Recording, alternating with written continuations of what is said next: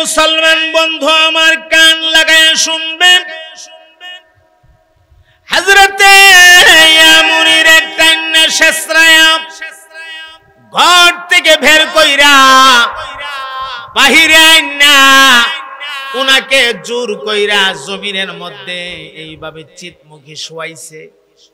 শোয়াইয়া দুইটা হাত মাথার উপর দিয়া এইভাবে নিচে পেছন দিকে, হাত দুইটারে নিয়ে দুইটা হাত জমিনের সাথে শক্ত দুইটা লোহা দিয়া পেরাক দিয়া দুইটা হাতে পেরাক মাইরা দিছে।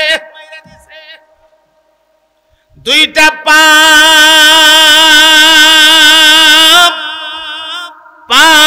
দুইটারে টান দিয়া জমিনের সাথে বড় শক্ত কইরা বান মারছে গো।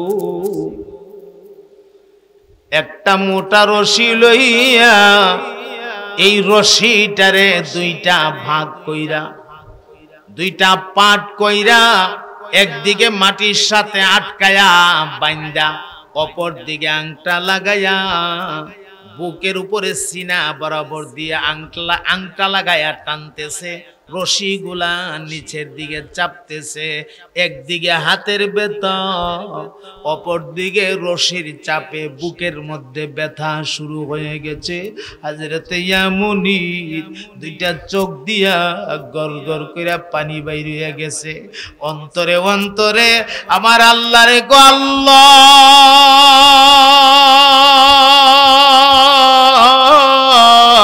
আমি বুঝছি গো আমার ঈমানের পরীক্ষা বুঝি তুমি শুরু করছো। আল্লাহ, ঈমানের পরীক্ষা বুঝি এত কঠিন, তবে যত কঠিন পরীক্ষাই তুমি লও না কেন আমি কিন্তু একটা মুহূর্তের জন্য ঈমান থেকে দূরে সরব না। আমার মুহতারাম ভাইয়েরা, ওই যে বাড়িওয়ালা বেঈমান মানুষটা হযরতে আব্দুল্লাহ ইবনে যাকাবিয়া মনির বুকটার উপরে আইসা জানু পাইরা বসছে। জানু পাইরা বইসা উনার গলাটার মধ্যে ধইরা আস্তে করে চাপ দিছে। চাপ গলাতে যখন চাপ মারছে এমনি জিহ্বাটা সামান্য একটু বের হয়ে গেছে। যেই মাত্র জিহ্বাটা বাইরে হয়ে গেছে রে ভাই, এমনি বড় সুকা ধারালো একটা আংটা, ওই আংটাটা চাপ দিয়া ইয়ামুনির জিহ্বাটার মাঝখান দিয়া ঢুকাইয়া দিছে। আংটাটার মধ্যে দুইটা টান মাইরা জিহ্বাটা বাহির কইরা ধারালো একটা ছুরি লইয়া ইয়ামুনির জিহ্বাটা মাঝখান দিয়া কাইটা ফেলাইছে। মুসলমান নির্যাতন শেষ হয়ে গেল না, হাতে পায়ের বান খুললা বুকের উপরের বান খুললা দিয়া ইয়ামুনিরে টান দিয়া দাঁড় করাইয়া ওই কাটা জিহ্বাটা ইয়ামুনির হাতের মধ্যে ধরাইয়া দিছে। হাতে তুল্লা দিয়া কো যা রে যা, তোর নবীরে গিয়া ক তোর জিহ্বা ভালো করে দেওয়ার জন্য। হযরতে ইয়ামুনি কাটা জিহ্বাটা লইয়া কদম কদম আমার নবীর রওজা মোবারকের দিকে যা। এক তো হাতে জখম রক্ত বের হচ্ছে, আবার মুখে জিহ্বা কাটা রক্ত বের হইয়া দাড়ি ভিজে ভিজে রক্তে হযরত ইয়ামুনির জামা পর্যন্ত লাল হয়ে গেছে। ক্রমান্বয়ে শরীর দুর্বল হয়ে যাচ্ছে। হযরত ইয়ামুনি মাঝে মাঝে বসে যা। আল্লাহ রাব্বুল আলামিন আপনার আমার নবীকে বাইতুল মুকাদ্দাসে নিলেন। জিবরাইল আমিন আর মিকাইল আলাইহিস সালাতু ওয়াস সালাম বুরাক লইয়া আমার নবীকে বাইতুল মুকাদ্দাসে নিয়ে ঢুকলেন। অনেক লম্বা কথা এখানে, এই সফরটারে কোরআনের ভাষায় বলা হয় ইসরা। বাইতুল মুকাদ্দাসে আমার নবী গিয়া দেখেন সেখানে শুধু মানুষ আর মানুষ দেখা যায়, শুধু মানুষ আর মানুষ। আমার নবী ডাক মারলেন, রে জিবরাইল,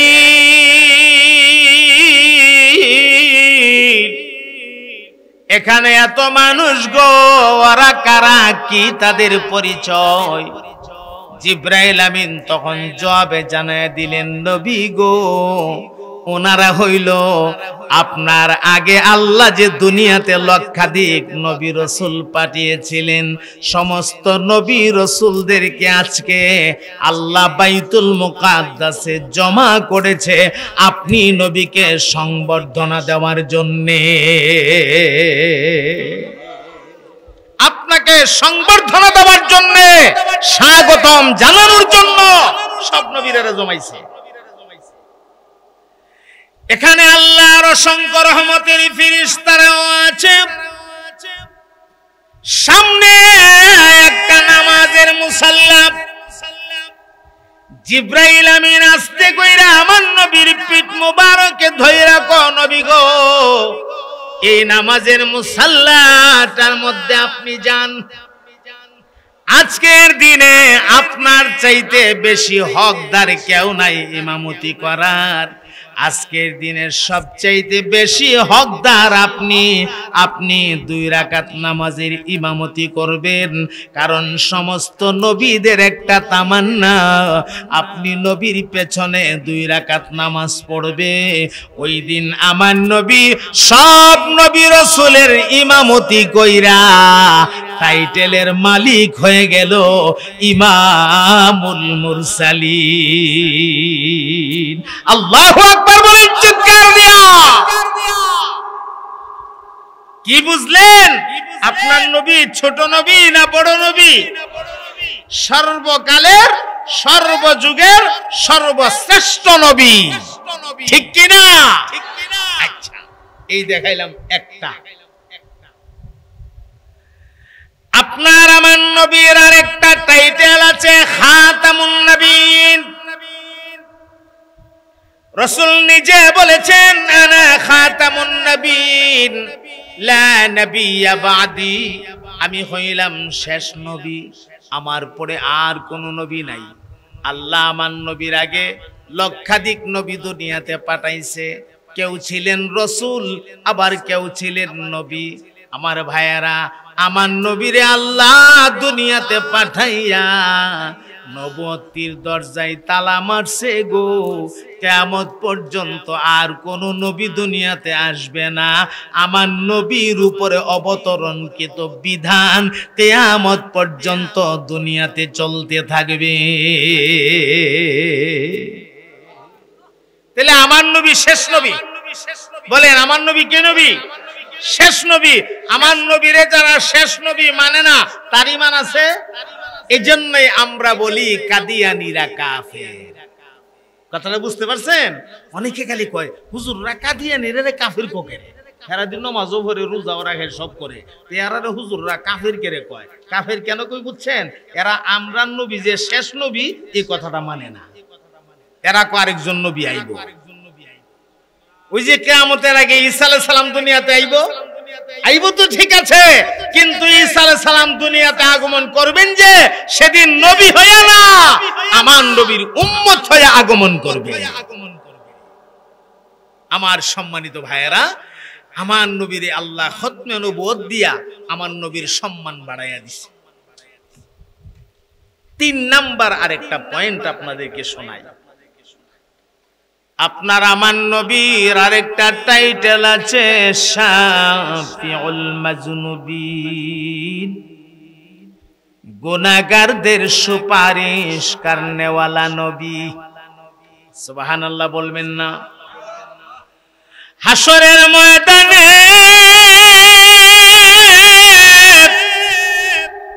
সমস্ত নবীরা নফসি নফসি বইলা বইলা ময়দানে ঘোরাবে। আল্লাহ গো, আজকের দিনে আমার কি হবে, আমার কি হবে? উম্মতের কথা সবাই ভুলে যাবে, উম্মতের কথা মনেই থাকবে না। আপনার আমার নবীকে আমার আল্লাহ মাকামে মাহমুদ নামের একটা জায়গা দান করবেন। অনেক লম্বা ওয়াজ এটা। আমার নবী সাজদায় পয়রা পয়রা সেদিন বলবেন আল্লাহুম্মা উম্মতি, আল্লাহুম্মা উম্মতি। নবী আমার 63 বছর হায়াতের জীবনে উম্মতকে ভুলে নাই, সারাটা জীবন উম্মতের মায়ায় নবী আমার কাঁদছে। এখনো রওজার ভেতরে উম্মতের জন্য কান্দে, হাসরের ময়দানেও আমার নবী উম্মতি উম্মতি বলে বলে কাঁদতে থাকবে। আমার ভাইরা, আল্লাহ সেদিন নবীর ডাক দিয়া বলবে, ওগো আমার হাবিব আর কাঁদেন না গো, অনেক কাঁদছেন আপনি তায়েফের ময়দানে। আল্লাহু আকবার বলেন। অনেক কাঁদছেন আপনি উহুদের ময়দানে, অনেক কাঁদছেন আপনি খন্দকের ময়দানে, অনেক কাঁদছেন আপনি দুনিয়ার জীবনের সেজদা দিয়া দিয়া, অনেক কাঁদছেন আপনি রওজার ভেতরে। আজকে আর আপনি কাঁদবেন না গো নবী, আপনি কাঁদলে আমি আল্লাহর কুদরতি কলেজায় বরদাস্ত হয় না। আপনার মাথা উঠান আর আমার কাছে আপনি বলেন আপনি কি চান। আজকের দিনে আপনি যা চান আমি আল্লাহ আপনাকে তাই দান করব। সুবহানাল্লাহ। যা চান তাই দেব। কি চান বলেন আমার ভাই। সেদিন সমস্ত নবী রাসূলরা নাফসি নাফসি বলতে থাকবে, আমার নবী উম্মতি উম্মতি কইয়া সেজদা দিয়ে কাঁদবে। আল্লাহ বলবেন মাথা উঠান, আমার কাছে বলেন কি চান। আমার নবী তখন বলবেন আল্লাহ 1 নাম্বার সুপারিশ, হাসরের মাঠের বিচারের কার্যক্রম শুরু হোক। আমার নবীর সুপারিশে বিচারের কার্যক্রম শুরু হবে। সুবহানাল্লাহ। এরপরে শুরু হবে দাফে দাফে উম্মতের সুপারিশ। নবীর সুপারিশ ছাড়া একটা মানুষও এক কদম সামনে বাড়াতে পারবে না। তাহলে নবীর দরকার আছে না নাই? জোরে বলেন দরকার আছে না নাই? নবীর মহাব্বত, নবীর তরিকা দরকার আছে না নাই? আছে। কিন্তু এর অর্থ এই না নবীর মহাব্বত যে দরকার, নবীর তরিকা যে দরকার, এর অর্থ এই না যে আপনি নবীর শানে দুই একটা গজল টজল বলবেন, বললেই নবীর শান হয়ে গেল, নবীর মহাব্বত হয়ে গেল। এর অর্থ এই না।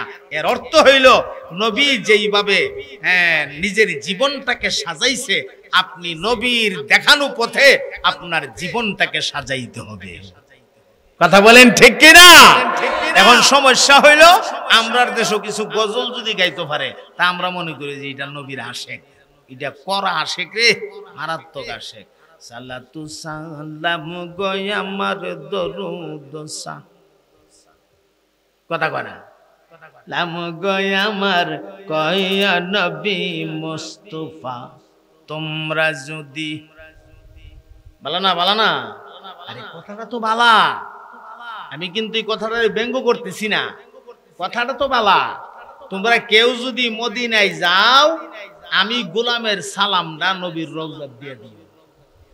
কথাটা কত সুন্দর, কথা তো সুন্দর। সমস্যা তুমি যে বান্দর, তোমার এই কথার সাথে যে তোমার কাজের মিল নাই, কথার সাথে তোমার কাজের মিল নাই। তুমি নামাজ পড়ো না, তুমি রোজা রাখো না, সুন্নত নাই, শরীয়ত নাই, গাঞ্জা খাও, মারহুতি কও, আর মাথার চুল নিয়া কোমরে ভালাইছো, মুছে মন লম্বা কইরা রাখছো, মুছের লাগি বাদ দুইলা খাইতারো না। বাদ দুইলা খাওয়ান লাগলে ইলেনতেরে আলগি দিয়া দূরে সেরা এর উপরে খাওয়ান লাগে। সমস্যা তো এই জায়গাত। আর বেরি দরাইয়া এই বেরিলিয়া বাজারও ঘুরো, লাল শাড়ি একটা ফিন্দ, লাল শালু কাপড় একটা ফিন্দ, আর একটা গায়ে লাগাও, হাতের মধ্যে দোস্তল একটা, মাঝে মাঝে এটা দিয়ে মাটির মধ্যে ভার মারে আর কো হক মাওলা, হক মাওলা। একটু পরে কো ইল্লাল্লাহ, বুঝা যায় যে আরেকজনই কইতাছে। এমন কিছু ভণ্ড আমাদের সমাজে আছে না নাই? আরো জোরে বলতে হবে আছেনি না নাই? আরে গজল বলো, বলতে তো নিষেধ নাই, তোমার কথা তো সুন্দর। পড়েন আপনারা আমার সাথে, সালাতু সালাম গয় আমার দরুদ সালাম গয় আমার কয়া নবী মুস্তাফা, তোমরা যদি যাও গো মদিনা, তোমরা যদি মদিনা শরীফের মাটি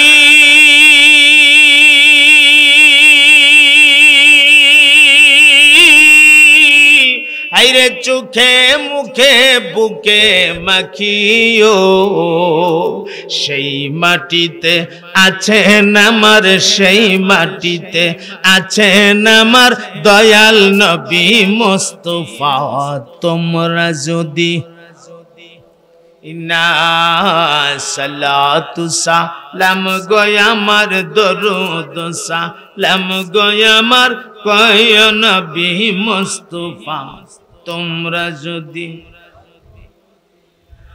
মদিনা শরীফের মাঝে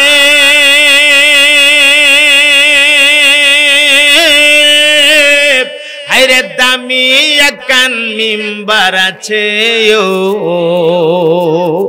সেই মিম্বারে খুতবা দিতেন, সেই মিম্বারে খুতবা দিতেন রহমত নবী মুস্তাফা, তোমরা যদি যাও গো মদিনা, সালাতু সালাম গয় আমার দরুদ সালাম গয় আমার কয় নবী মুস্তাফা, তোমরা যদি মদিনা শরীফের মাঝে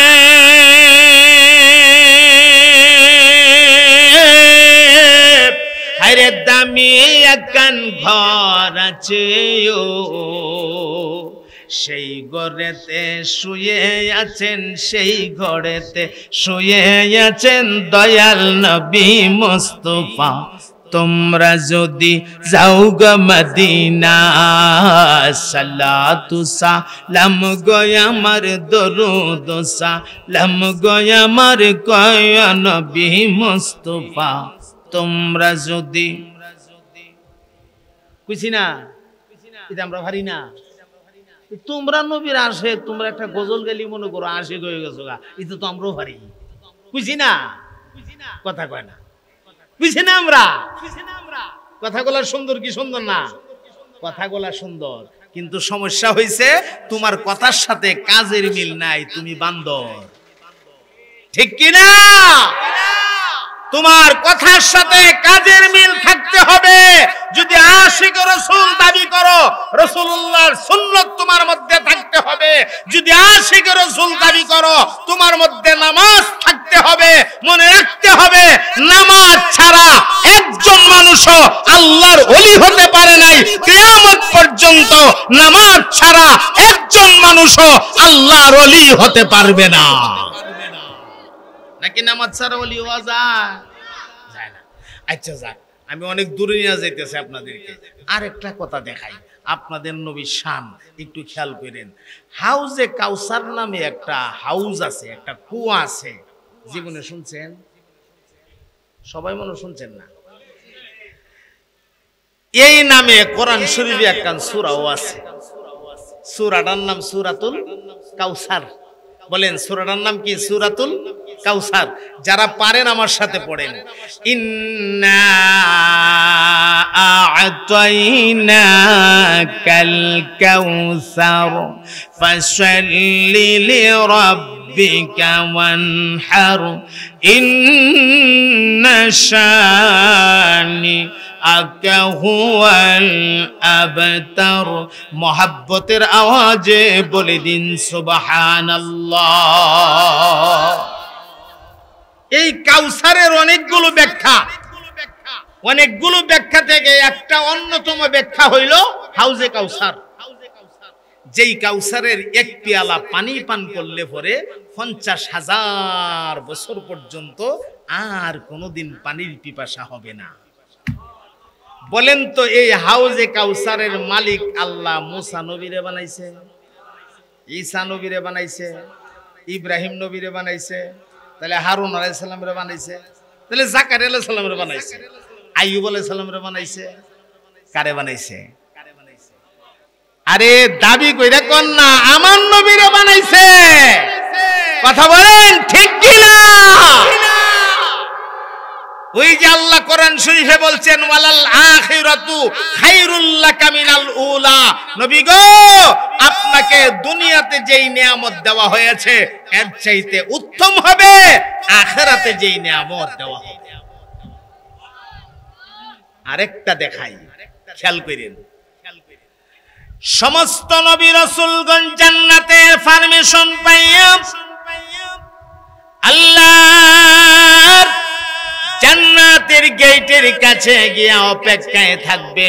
জান্নাতের গেটে বিরাট একটা তালা ঝোলানো, ভেতরে ঢুকতে পারবে না, বাহির থেকে নবীর। এই মানুষটা আপনার প্রতিদিন রাত্রে ঘুমাইবার আগে কমসে কম 1000 বার নবীর উপরে দুরূদ শরীফ পড়ত।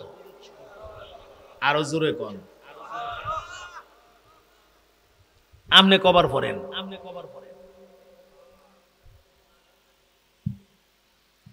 কেন আপনাদেরকে আমি চ্যালেঞ্জের মোকাবেলা করব না বা জিজ্ঞাসা করে শরমও দিতাম না। রাত্রে বালিশের সাথে মাথাটা আজকে যাবেন না বাড়িতে, বাড়িতে গিয়া বালিশও মাথাটা লাগাইয়া একটু ভাববেন যে জীবনে কয়বার নবীর উপরে আমি দুরূদ শরীফ পড়ছি মোহাব্বত নিয়া। আরে মিয়া, মোহাব্বত নিয়া যদি ঘুমের আগে নবীর উপরে দুরূদ পড়তে পড়তে পড়তে পড়তে পড়তে পড়তে পড়তে পড়তে ঘুমাইয়া যান, স্বপ্ন যুগে নবীর সাথে আপনার দেখা হয়ে যাবে।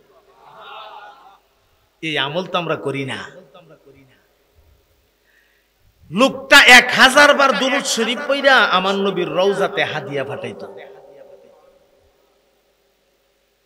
এই লোকটা নবীর পাগল হইয়া চলে আসছে মদিনা মুনাওয়ারা নবীর রওজার কাছে।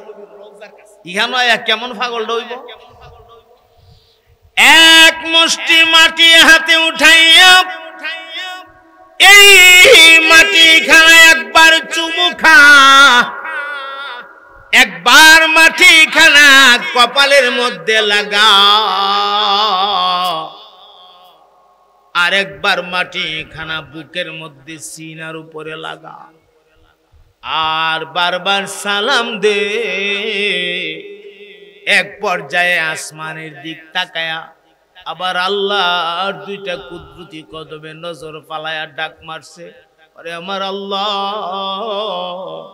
তোমার বন্ধুরে জানায়া দেও না, তোমার বন্ধুর এক পাগল রওজার কিনারাতে হাজির।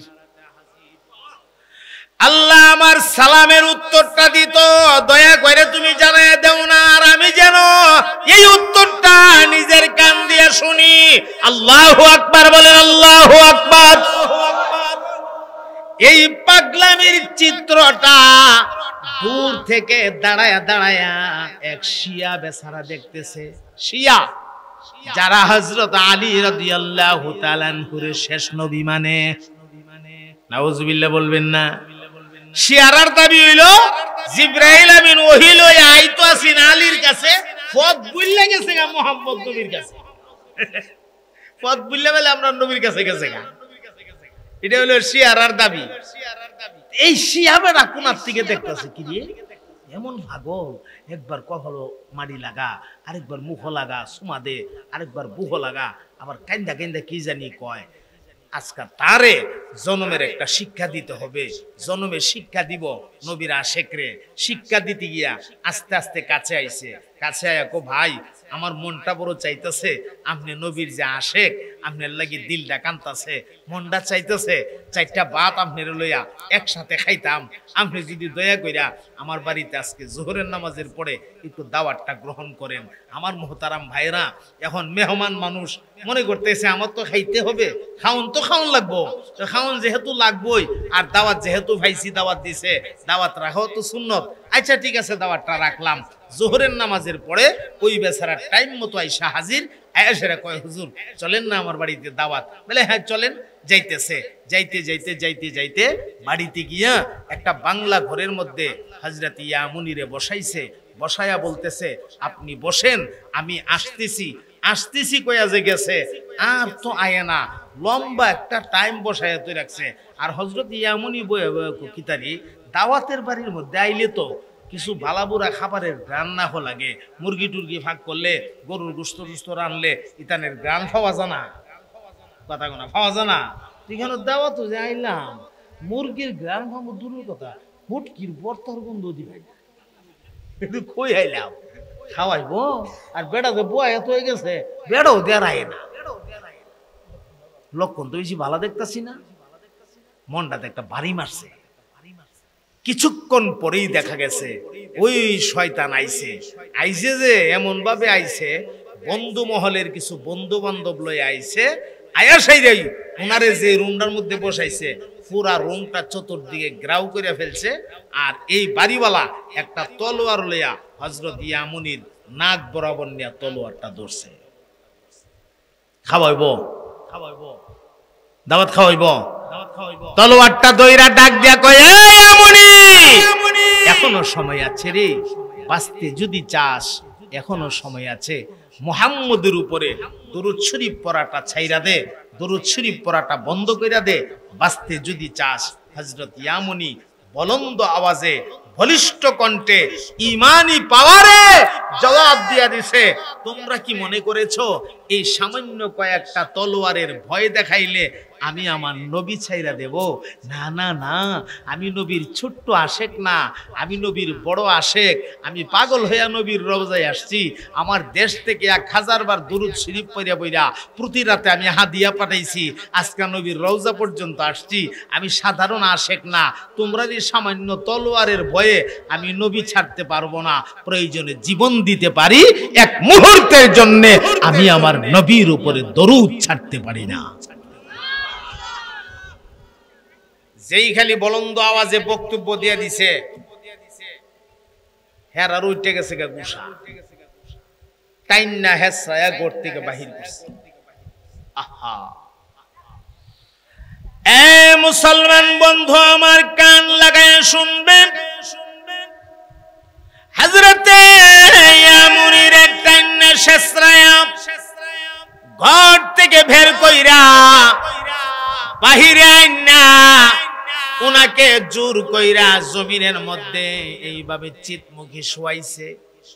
শোয়াইয়া দুইটা হাত মাথার উপর দিয়া এইভাবে নিচে পেছন দিকে, হাত দুইটারে নিয়ে দুইটা হাত জমিনের সাথে শক্ত দুইটা লোহা দিয়া পেরাক দিয়া দুইটা হাতে পেরাক মাইরা দিছে। দুইটা পা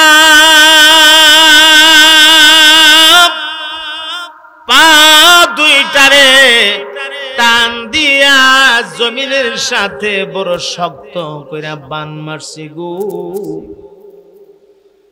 একটা মোটা রশি লইয়া এই রশিটারে দুইটা ভাগ কইরা, দুইটা পাট কইরা, একদিকে মাটির সাথে আটকায়া বাইন্দা, অপর দিকে আংটা লাগাইয়া বুকের উপরে সিনা বরাবর দিয়ে আংটা লাগাইয়া টানতেছে। রশিগুলা নিচের দিকে চাপতেছে, একদিকে হাতের ব্যথা, অপর দিকে রশির চাপে বুকের মধ্যে ব্যথা শুরু হয়ে গেছে। হযরতে ইয়ামুনির দুইটা চোখ দিয়া গড়গড় কইরা পানি বাইর হয়ে গেছে। অন্তরে অন্তরে আমার আল্লাহরে গো আল্লাহ,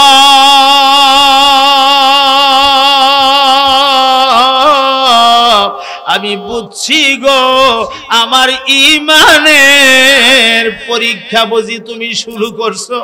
আল্লাহ, ইমানের পরীক্ষা বুঝি এত কঠিন, তবে যত কঠিন পরীক্ষায় তুমি লও না কেন, আমি কিন্তু একটা মুহূর্তের জন্য ইমান থেকে দূরে সরব না। আমার মুহতারাম ভাইয়েরা, ওই যে বাড়িওয়ালা বেঈমান মানুষটা হযরতে আব্দুল্লাহ ইবনে যাকাবিয়া মনির বুকটার উপরে আইসা জানু পাইরা বসছে, জানু পাইরা বইসা উনার গলাটার মধ্যে ধইরা আস্তে করে চাপ দিছে। চাপ গলাতে যখন চাপ মারছে এমনি জিহ্বাটা সামান্য একটু বের হয়ে গেছে। যেই মাত্র জিহ্বাটা বাইরে গেছে রে ভাই, এমনি বড় সুকা ধারালো একটা আংটা, ওই আংটাটা চাপ দিয়া ইয়ামনির জিহ্বাটার মাঝখান দিয়া ঢুকাইয়া দিছে। আংটাটার মধ্যে দুইটা টান মাইরা জিহ্বাটা বাহির কইরা ধারালো একটা ছড়ি লইয়া ইয়ামনির জিহ্বাটা মাঝখান দিয়া কাইটা ফেলাইছে। মুসলমান নির্যাতন শেষ হয়ে গেল না, হাতে পায়ের বান খুললা, বুকের উপরের বান খুললা দিয়া ইয়ামনিরে টান দিয়া দাঁড় করাইয়া ওই কাটা জিহ্বাটা ইয়ামনির হাতের মধ্যে ধরাইয়া দিছে। হাতে তুল্লা দিয়া কো যারে যা, তোর নবীরে গিয়া কো তোর জিহ্বা ভালো করে দেওয়ার জন্য। হযরতে ইয়ামনি কাটা জিহ্বাটা লইয়া কদম কদম আমার নবীর রওজা মোবারকের দিকে যা। একটু হাতে যখন রক্ত বের হচ্ছে, আবার মুখে জিহ্বা কাটা, রক্ত বের হইয়া দাড়ি ভিজে ভিজে রক্তে হযরত ইয়ামনির জামা পর্যন্ত লাল হয়ে গেছে। ক্রমান্বয়ে শরীর দুর্বল হয়ে যাচ্ছে। হযরত ইয়ামনি মাঝে মাঝে বসে যা, আবার এক দুইটা কদম সামনে দে, আবার বসে, আবার দুই একটা কদম সামনে দে। এক পর্যায়ে ডাক মারছে, ওরে আমার আল্লাহ, যেই নবীর জন্য জিহ্বা দিলাম গো, নবীর রওজায় না পৌঁছা পর্যন্ত আমারে তুমি মরণ দিও না। আল্লাহর কাছে মুনাজাত কবুল হয়ে গেছে। অনেক কষ্ট করে তিনি চলতে চলতে চলতে চলতে আমার নবীর রওজার কিনারায় হাজির হয়ে গেছে। রওজা শরীফ থেকে এক মুষ্টি মাটি লইয়া ওই যে ভেতরের কাটা জিহ্বার অংশটার মধ্যে চাপ দিয়া ধরছে। আমি দেখি রক্তটানি বন্ধ হয় না, না না, রক্ত বন্ধ হলো না। হাতের মাটি লাল হয়ে গেছে, রক্তে লাল হয়ে গেছে। হযরত ইয়ামনি শরীরটা একদম দুর্বল হয়ে গেছে, আর দাঁড়ায়া থাকতে পারে না, এমনি রওজা শরীফের কিনারায় বৈশা গেছে। আমার ভাইয়ারা এখন আর বৈশাও থাকতে পারে না, কেমন জানি মাথাটা চক্কর মারতেছে, দুর্বল দুর্বল লাগতেছে। আস্তে করে মাথাটারে এইভাবে হালাইয়া রওজা শরীফের উপরে তাকিয়া লাগায়া ধাক্কা দিয়া একটু আরাম ফরমাবেন বলে মাথাটারে রওজার উপরে লাগায়া দিছে। আবার মাওলা পাকের কুদরত বোঝা যায় না রে ভাই,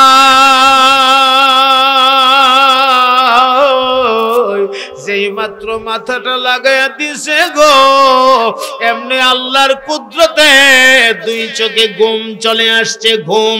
আর যেই মাত্র ঘুমায়া গেছে, এমনি স্বপ্ন যুগে তাকায়া দেখে রওজার নবী হযরত ইয়ামনির সামনে আয়েশা দাঁড়ায়া গেছে।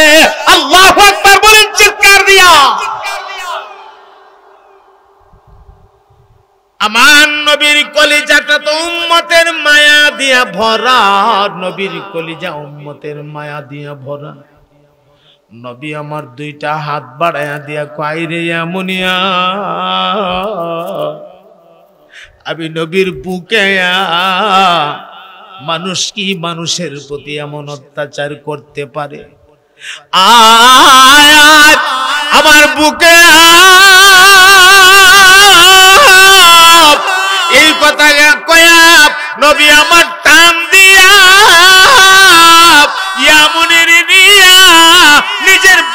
কার সাথে সিনার সাথে ইয়ামনির সিনাটা লাগায়া দিছে ইয়ামনির মুখের তাজা রক্তে আমার নবীর বুক মুবারকটা একদম লাল হয়ে গেছে নবী আমার ডাক দিয়া কয় কান্দিস না রে কান্দিস না তাকায়া দেখ তোর মুখের তাজা রক্ত দিয়ে আমি বুকটা লাল করেছি এই রক্তগুলা হাসরের ময়দানে আল্লাহর বিচারের কাঠগড়ায় আমি পেশ করব আর এই রক্ত আবার গুনাহগার উম্মতের নাজাতের জরিয়া হবে নবী আমার ডাক দিয়া কো কান্দিস না দে দে তোর কাটা জিহ্বাটা আমার হাতে তুলে দে কাটা জিহ্বাটা নবী হাতে লইয়া ওনার মুখ মুবারকের ভেতর থেকে শাহাদত আঙ্গুল দিয়া লালা বাহির করছে লালা এই লালাটাকে আস্তে করে গসায়া গসায়া কাটা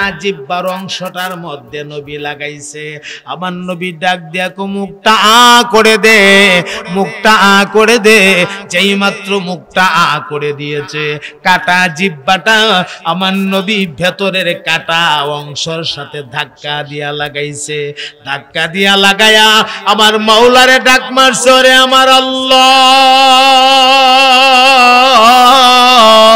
আমার ইয়ামনির জিহ্বাটা রে দয়া কইরা তুমি ভালো করে দাও আল্লাহু আকবার বলেন এমনি ইয়ামনির ঘুম ভাঙ্গা গেছে ও ভাই যেই মাত্র ঘুম ভাঙ্গা গেছে কি দেখলাম রে কি দেখলাম ছটপট করে ঘুম থেকে উঠছে ঘুম থেকে উইটা তাকায় দেখে কাটা জিহ্বার হাতে নাই কাটা জিহ্বা মুখের ভেতরে চলে গেছে আর এমন সুন্দরভাবে সেটিং হয়েছে কাটার কোনো দাগ নাই দাড়িতে রক্ত নাই জামাতে রক্ত নাই যেন মনে হয় আমার আল্লাহ কুদরতি ভাবে হাউজে কাউসারের পানি দিয়া গোসলটা পর্যন্ত করাইয়া দিছে এজন্য আমার ভাই ঘটনার দ্বিতীয় পর্বর দিকে আপনাদেরকে আমি নিয়ে যাব না রাসূলের মহব্বতে জিহ্বা দিয়েছে এরপরেও দুরূদ শরীফ ছাড়ে নাই রাসূলের মহব্বতে গলা দিয়েছে সাহাবীরা রাসূলের মহব্বতে গর্দান কাটাইছে হাত কাটাইছে বুক ফাটাইছে মাথা ফাটাইছে ক্ষতবিক্ষত হইয়া দুনিয়ার থেকে বিদায় হয়েছে রাসূলুল্লাহর মহব্বত আর ভালোবাসায় আজও নবীর মহব্বতের এমন কিছু মুসলমান দুনিয়াতে আছে প্রয়োজন হলে নবীর ভালোবাসার জন্য জীবন দিয়ে দিবে নবীর ভালোবাসা ছাড়বে না কথা বলেন ঠিক কি না তাইলে বলেন আমরা নবীরে ভালোবাসিনি না বাসি না আরো জোরে কোন বাসিনি না বাসি না আমরা নবীরে ভালোবাসি খালি তোমরা নবীওয়ালা নবীরে ভালোবাসো এমন মনে করো না আমরা নবীরে ভালোবাসি এখন সমস্যা কোন জায়গায় তোমার যেই কোরআন আমার সেই কোরআন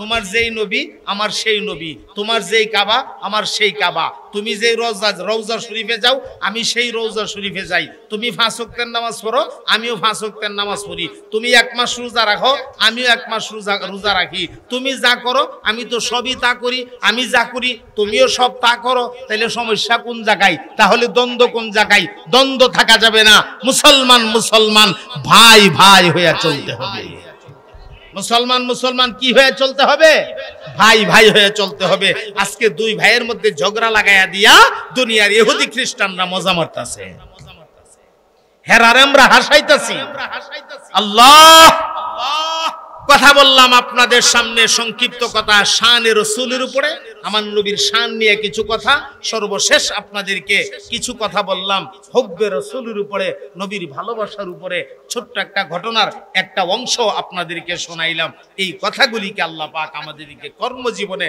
কাজে লাগাবার তৌফিক এনায়েত করেন সবাই মহব্বতের সাথে বলেন আমিন আর একটু মহব্বতে বলেন আমিন আমার সম্মানিত ভাইয়েরা আর লম্বা করি না এই প্রচন্ড গরমের ভেতরে আপনারা ধৈর্য সহকারে অনেক সময় দিয়েছেন আমিও অনেক ব্যস্ত বলতে আমার একটা ভাতিজা অসুস্থ এই ভাতিজাটারে নিয়ে একবার যাওয়া লাগে ঢাকা আবার আমার লাগে ব্রাহ্মণবাড়িয়া পরীক্ষা একটা করাইলে পরীক্ষার রিপোর্ট বাড়িতে 3-4 দিন সময় লাগে এই পর্যন্ত 5-6টা পরীক্ষা হয়েছে আরো 2টা পরীক্ষা সামনে রয়েছে এই পরীক্ষাগুলা করাইতে হবে এরপর আমরা কনফার্ম হইতে পারবো বাচ্চাটার সমস্যা কি হয়েছে কথা বুঝতে পারছেন? অপারেশন লাগবে কি লাগবে না ডাক্তাররা কনফার্ম হতে পারবে। তো সব মিলাইয়া একটু মানসিক পেরেশানিতে আছি। রুগী লইয়া দৌড়লে বালা মানুষও রুগী হয়ে যায়, ঠিক না? তো আল্লাহ যেন এই পেরেশানি থেকে আসান কইরা দে, আর এই মাহফিলটারে যেন আল্লাহ জাল্লা শানুহু কবুল করে। যারা এই মাহফিলের ইন্তজাম করছেন তাদেরকে যেন আল্লাহ কবুল করে। আপনারা গভীর রাত পর্যন্ত